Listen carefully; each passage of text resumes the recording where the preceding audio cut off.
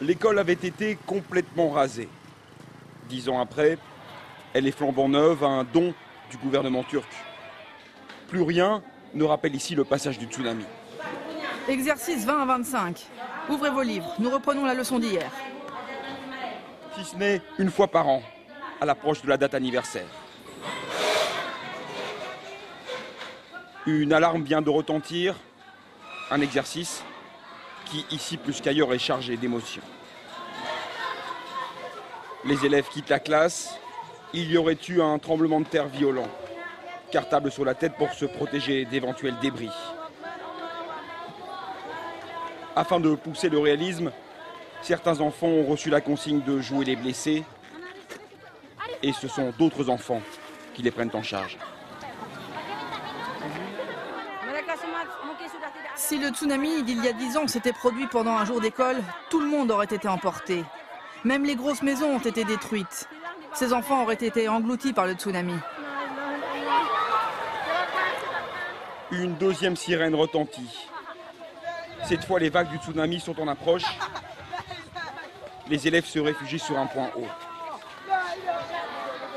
Ici, la religion est omniprésente. Leur professeur leur demande donc de prier.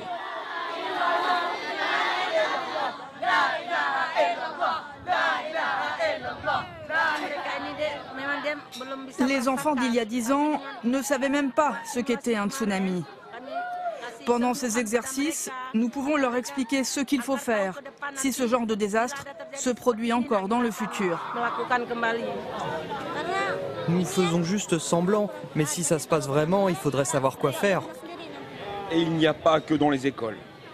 Toute la ville de Banda Aceh a été quadrillée par des systèmes d'alerte et des refuges comme celui-ci.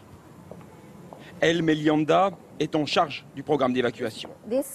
Ceci est une rampe d'évacuation qui permet d'aller directement sur le toit. Mais dans les faits, lors de précédentes alertes, les habitants n'utilisent pas ces bâtiments. Ils préfèrent s'enfuir le plus loin possible, ce qui provoque de dangereux embouteillages. Ils sont toujours traumatisés par le tsunami de 2004.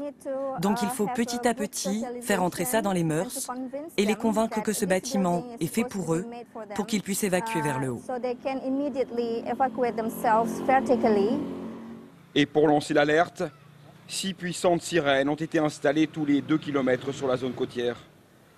Il n'y a que le gouverneur en personne qui peut décider de les déclencher.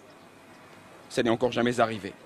Pour la première fois en 10 ans, toutes les sirènes de Banda Aceh, comme celle-ci, vont être activées à leur puissance maximale. Ça sera le 26 décembre aux alentours de 8h15, l'heure à laquelle le tsunami frappait la ville. Une manière de tester le système d'alarme, bien sûr, mais aussi de se souvenir des 170 000 personnes de la province qui ont perdu la vie ce jour-là.